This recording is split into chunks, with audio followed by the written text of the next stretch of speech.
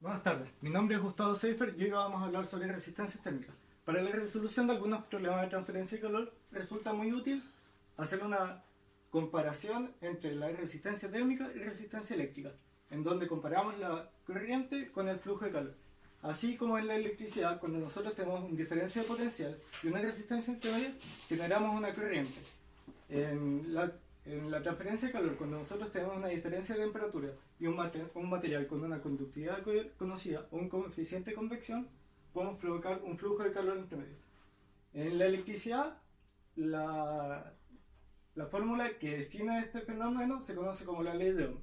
Análogamente, nosotros podemos generar una función que viene dada por Q es igual al delta T partido en R. En esta expresión, lo complicado es encontrar una resistencia equivalente.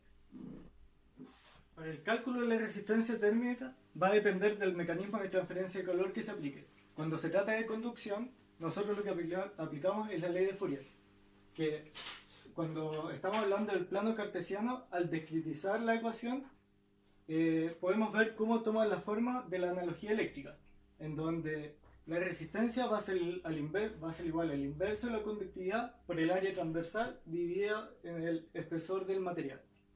Además podemos observar cómo al aplicar coordenadas cilíndricas la fórmula queda de forma similar y lo único que cambia es que ahora viene relacionada a la diferencia de radio del cilindro.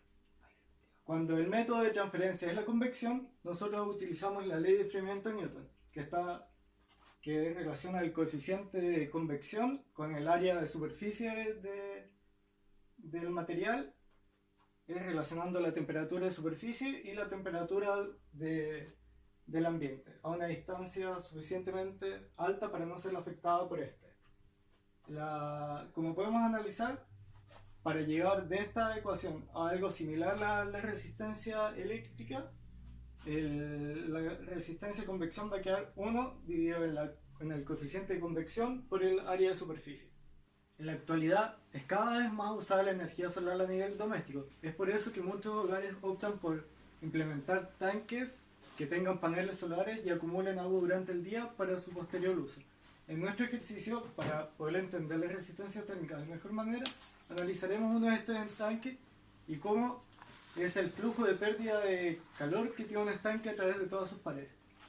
Este estanque, el flujo que analizaremos pasa a través del estanque a través de este circuito, en el cual se analiza la temperatura interna del estanque, pasa por una resistencia que viene dada por la convección del agua, después una resistencia por la conducción de la pared del estanque, para una posterior resistencia por la convección del aire y llegar a la temperatura en T infinito.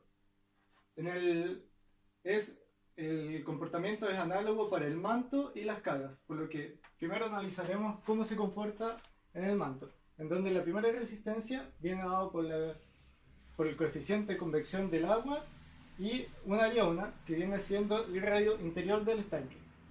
La resistencia 2, que viene siendo la pared del estanque, viene dado por el logaritmo del radio exterior dividido en el radio interior, dividido en la conductividad térmica del estanque y 2πL, siendo L el largo total del estanque. La tercera resistencia viene dado por el coeficiente de convección del aire y el área